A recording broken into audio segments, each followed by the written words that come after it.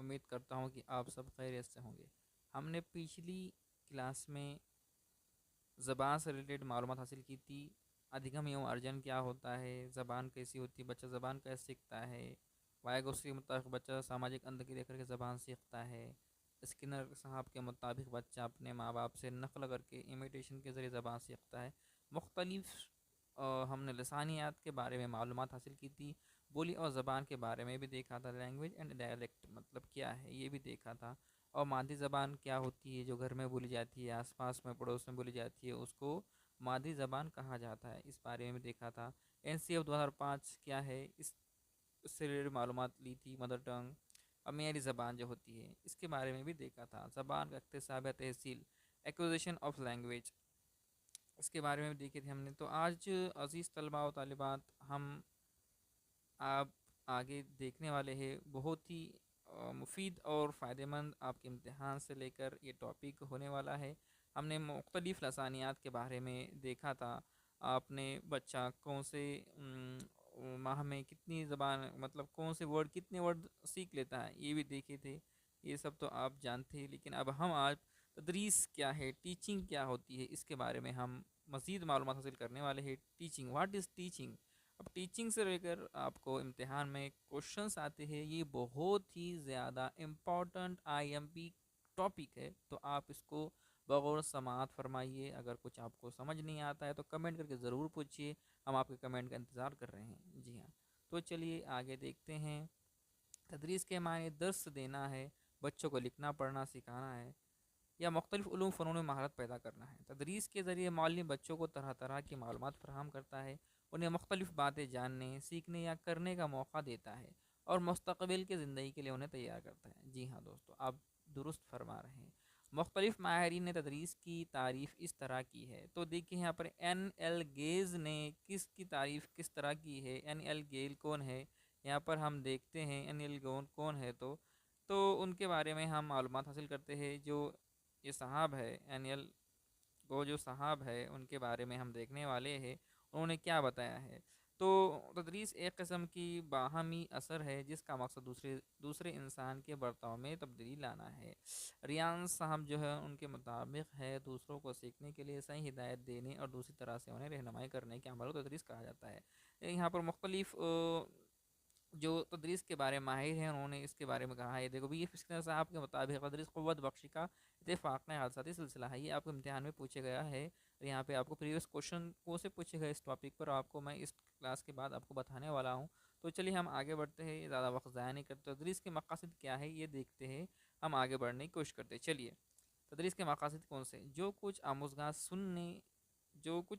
सुने उसे समझने की सलाहियत और महारत पैदा करना, तफ़हीम के साथ पढ़ने की महारत पैदा करना, सहल इज़हार की सलाहियत को फ़रोग़ देना, उसके बाद तख्लीक़ी सलाहियत को फ़रोग़ देना, ज़बान के मुख्तलिफ़ इस्तेमाल पर कंट्रोल करना, मुल्क व कौम गर्दपेश के तई हसासियत पैदा करना। तो हमने यहाँ पर कुछ 5-7 ये मक़ासिद देखे हैं। अब हम देखने वाले हैं आमोज़िश के बारे में, अहम जो पहलू है उनके बारे में हम देखने वाले हैं। जी हाँ दोस्तों, तो चलिए क्या बताया गया है आगे, पहलू क्या है ये देखते हैं।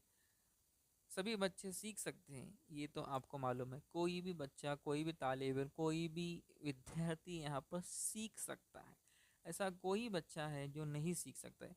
कुछ तलबा क्लास के अंदर होते हैं जो धीमे रफ्तार सीखते हैं, या कुछ तलबा को एक मरतबा हमने कोई एक्टिविटी करके बताया तो फ़ौरन वो सीख लेते हैं। यहाँ पर वही बताया जा रहा है कि सभी बच्चे सीख सकते हैं, अगर उनकी ही रफ्तार से सीखने दिया जाए और सीखने के उनकी ही तरीक़ों पर अमल करने दिया जाए। जी हाँ, मैं पहले ही बता चुका हूँ, कोई कोई भी ताले इल्म हो वो अपनी रफ्तार से सीख सकता है। उनकी ही रफ्तार से अगर उनको सीखने दिया जाए तो वो उनके तरीक़ों से वो सीखते हैं। बच्चे खेल के ज़रिए फितरी तौर पर सीखते हैं। बच्चे, जी हाँ दोस्तों, खेल खेल में बच्चे बहुत कुछ सीख लेते हैं। यहाँ पर देखो, ये एक्टिविटी बेस्ड लर्निंग के मुताबिक बताया जा रहा है। पहले रेटिफिकेशन थी, मार तोड़ की तालीम दी जाती थी पहले ज़माने में, लेकिन आज वो नहीं है। आज आपको बच्चों को खेल कूद के ज़रिए एक्टिविटी बेस्ड लर्निंग दी जाती है। चलिए आगे बढ़ते हैं हम। सीखना एक मुसलसल अमल है, यह सिर्फ स्कूल में ही नहीं होता। सिर्फ सीखना स्कूल में ही नहीं होता, बच्चे घर से भी सीखते हैं, अपने अतराफ़ के माहौल से सीखते हैं, अपने दोस्त अहबाब से सीखते हैं। इस तरह से बच्चे सीखते हैं। इसके आमोजिश के अमल को घर के कामों, सरगर्मियों और माहौल से जोड़ना चाहिए। बच्चे अपने इल्म की तामीर खुद करते हैं। बच्चे का आमोजिशी अमल गुज़श्ता अमल और तस्वुरात की बिना पर ही आगे बढ़ता है। जी हाँ, प्राइमरी सतह पर तलबा बाहमी रब्त इंटरेक्शन से बेहतर सीखते हैं, जैसा कि अपने जो सामाजिक अंत क्रिया करके सीखते हैं। ये किसने बताया था, ये कमेंट करके बताइए। यहाँ पर देखो बच्चों, ज़्यादातर बच्चे सामाजिक अंत क्रिया करके सीखते हैं। प्राइमरी सतह पर तलबा बाहमी रब्त इंटरेक्शन से बेहतर सीखते हैं, मतलब एक दूसरे का देख के सीखते हैं। कोई अपने वालिदैन का देख के सीखता है, कोई अपने दोस्तों का देख के सीखता है। इस तरह से बच्चे सीखते हैं। चलिए आगे बढ़ते हैं। गलतियाँ आमोजिश का हिस्सा है। क्या है? गलतियाँ आमोजिश का हिस्सा है और आमोजिश का इशारिया है। इससे बच्चों में बसरत पैदा होती है। बच्चे गलतियाँ करके ही सीखते हैं। यहाँ कोई भी इंसान माँ के पेट से सीख कर नहीं आया है। इंसान माँ की गोद से लेके तो माँ के कोख से लेके तो कब्र गोद तक वो सीखता ही रहता है। ताउम्र इंसान वो बच्चा ही रहता है, वो सीखता ही रहता है। इंसान गलतियाँ कर करके सीखता है, जिस तरह बच्चा गलतियाँ कर करके सीखता है। आगे देखिए, बच्चों को गलतियाँ उस्ताद की फीडबैक फराहम करती है। एक से ज़्यादा ज़बानों का जानना ही नई ज़बान तदरीस व आमोज़िश में माउन है। जी हाँ दोस्तों, चलिए हम देखते हैं एग्ज़ाम ओरिएंटल पॉइंट। अब यहाँ पर क्या है, दूसरी ज़बान की आमोज़िश की शुरुआत उमूमन मायने से की जाती है। अब मायने पूछे जाते हैं। फॉर एग्जांपल यहाँ पर आपको बता रहा हूँ मैं, वाई वाई मतलब क्या, वाई यानी क्यों। अब हमें वाई के मायने मालूम नहीं है, एक तालिब इल्म को वाई के मायने नहीं है, तो मैं अगर वेयर के मायने नहीं है उनको मालूम, तो हम पूछते where your book, where is your book, sorry where is your book कहाँ है। तो बच्चे बोलते वेयर यानी क्या होगा, इज़ यानी क्या होगा। बुक तो अब उनको मालूम, बुक यानी किताब है, लेकिन वेयर के मायने उनको नहीं मालूम होते। तो बच्चे पूछते रहते हैं सर वेयर यानी क्या। जी हाँ दोस्तों, इसी तरह से। तो चलिए हम आगे देखते हैं। मादी ज़बान घरेलू ज़बान से शुरू करना और स्कूल में मज़ीद ज़बानें सीखना। मादी ज़बान पर मुबनी कसीरत लसानियत multilingualism based on mother tongue. क्या बताया जा रहा है यहाँ पर? जी हाँ दोस्तों, दुरुस्त समात फरमा रहे हैं। स्कूल में दाखिला के वक्त भी तलबा में ज़बान समझने की काफ़ी सलाहियत होती है। इस बयान से वाज़ेह होता है कि पढ़ाते वक्त क्लासरूम में बच्चों की ज़बान को शामिल करना चाहिए।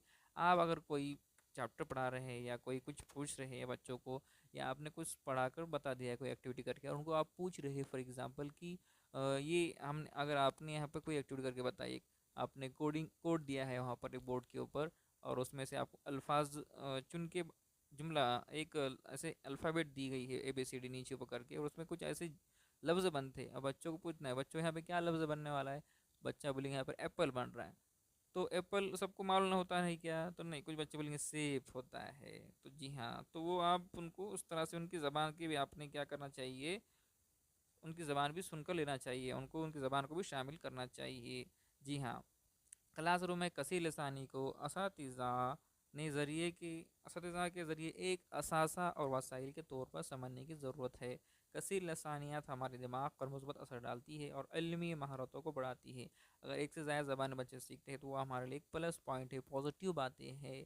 चलिए आगे देखते हैं। अगर एक तालिब इल्म जिसकी घरेलू ज़बान और स्कूल की ज़बान मुख्तलिफ है, तो उस्ताद क्लासरूम में कसीर लिसानी बतौर वसीला इस्तेमाल करना, यानी कि बच्चा घर पर उर्दू बोलता है और जब स्कूल आता है तो वह हिंदी या मराठी बोलता है, तो उसका उस्ताद ने क्या करना चाहिए, उसकी भी बात को समझना चाहिए, उर्दू भी ज़बान को समझना चाहिए। उर्दू की जो बात है, उर्दू की बात को भी उसने क्या करना चाहिए, समझ के लेना चाहिए। बच्चा उर्दू में कुछ बोल रहा है, फॉर एग्जांपल बच्चों को पहाड़े उर्दू में याद होते हैं और स्कूल में मराठी में उनको पहाड़े याद कराए जाते हैं। तो उस्ताद ने उनकी पहाड़े सुनकर लेना चाहिए, क्योंकि बच्चा घर पर उर्दू में उसके वालिदा उसको सिखा रही होती है, बेटा इस तरह से पढ़ना चाहिए, इस तरह से करना चाहिए। तो बच्चा 20 तक 30 तक पहाड़ी याद कर लेता है, और जब स्कूल में पहाड़ी टीचर को सुनाता है तो वो मराठी में नहीं बोल सकता है, क्योंकि वालिदा ने उसको उर्दू में पहाड़ी याद कराए गए हैं। इस तरह से चलिए आगे बढ़ते हैं। अगर एक तालिब इल्म जिसकी घरेलू ज़बान हाँ ये हमने देखी पॉइंट। अगर ज़बान का एक उस्ताद तलबा से फूल जमा करने को कहता है ताकि फूलों को स्क्रिप बुक स्क्रैप बुक बन सके, वो उनसे हर फूल का नाम अपनी ज़बान और अंग्रेज़ी में लिखने को भी कहती है। इस घर में से उसे कसी लिसानी को फ़रोग़ देने में मदद मिलेगी। क्या मिलेगा यहाँ पर, बच्चे को स्क्वायर बुक जो होती है वहाँ लिखने को कहा गया है, उसमें फूलों के नाम, तो बच्चा उसकी मादरी ज़बान में ही लिखेगा, क्योंकि उसको मादरी ज़बान में ही लिखना आता है, बोलना आता है। जी हाँ, तो आगे देखिए। गीतिका बाहर में रहती है और अपने वालिद के साथ धीरे आई है। एक क्वेश्चन देखते हैं अपन, शायद क्वेश्चन बताया गया है। गीतिका बिहार में रहती है और वो अपने वालिदैन के साथ अंधेरी आई है। वह आपकी क्लास में शामिल होती है और मैथिली बोलती है, मैथिली ज़बान बोलती है, तो एक उस्ताद को उस्ताद के तौर पर उससे गैर रस्मी बात करनी चाहिए और उसकी मैथिली ज़बान को कबूल करना चाहिए, ताकि वो नई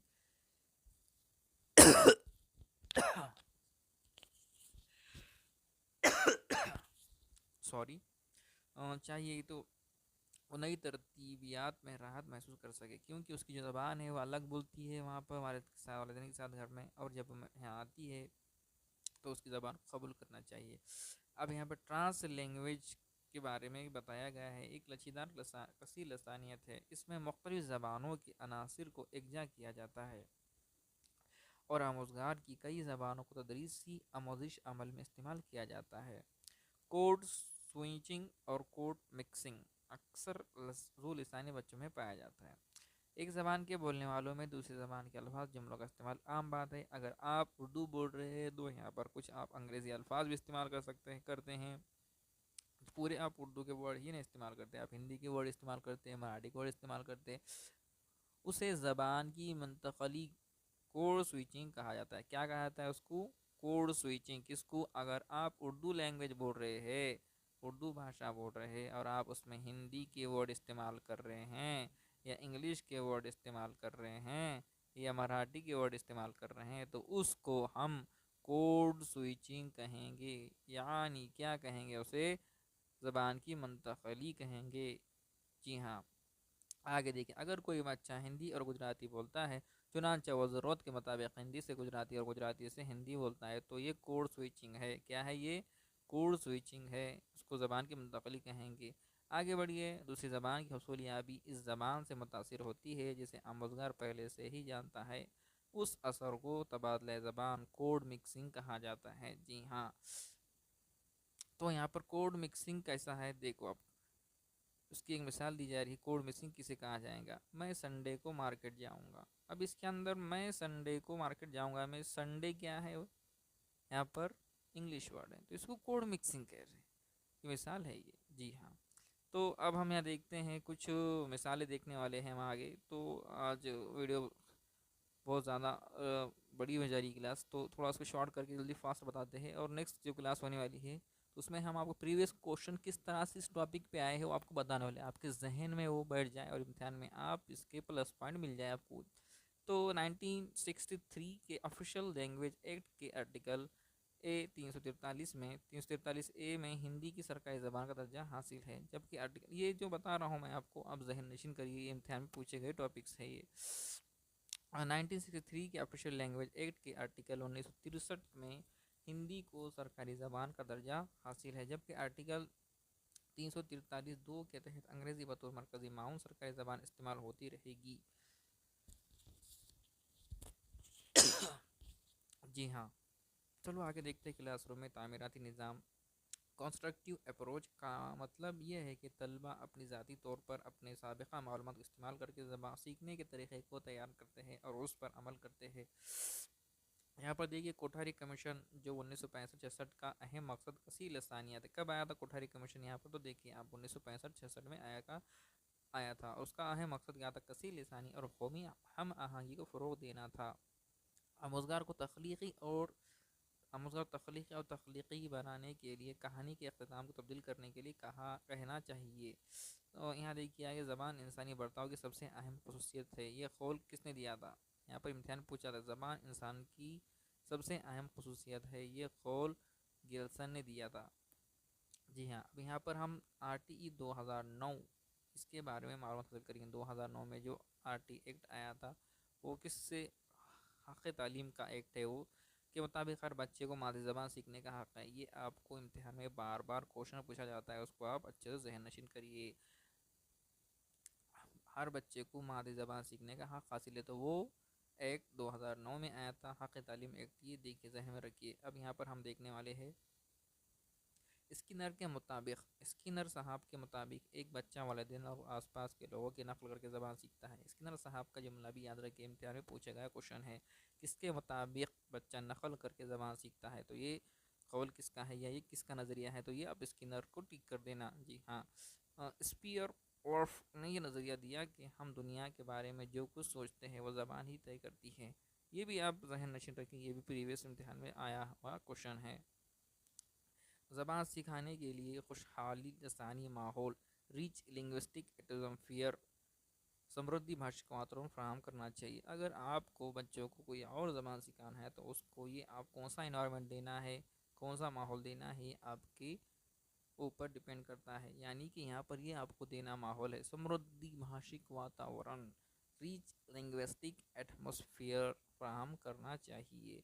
जी हाँ दोस्तों, यहाँ तक आपको समझ आया होगा। हम आने वाली क्लास के अंदर हम गुज़श्ता सवाल पूछे गए अहम सवाल बताने वाले हैं, तो ये क्लास आप ज़रूर देखिए। ये बहुत आईएमपी क्लास होने वाली है। इसके बाद की हमने जो अभी तक टॉपिक पढ़ा है उससे रिलेटेड क्वेश्चन इसके ऊपर होंगे, और आपके ये जो क्वेश्चंस होंगे आपके इम्तिहान में अच्छे नंबर से कामयाब करा कर देंगे इंशाअल्लाह। तो उम्मीद करता हूँ कि आपको ये क्लास पसंद आई होंगी। अगर आपको क्लास अच्छी लगी होंगी तो क्लास को ज़रूर लाइक करिए, अपने दोस्त अहबाब में शेयर करिए। अगर आप इस चैनल पर नए हैं तो चैनल को सब्सक्राइब करना ना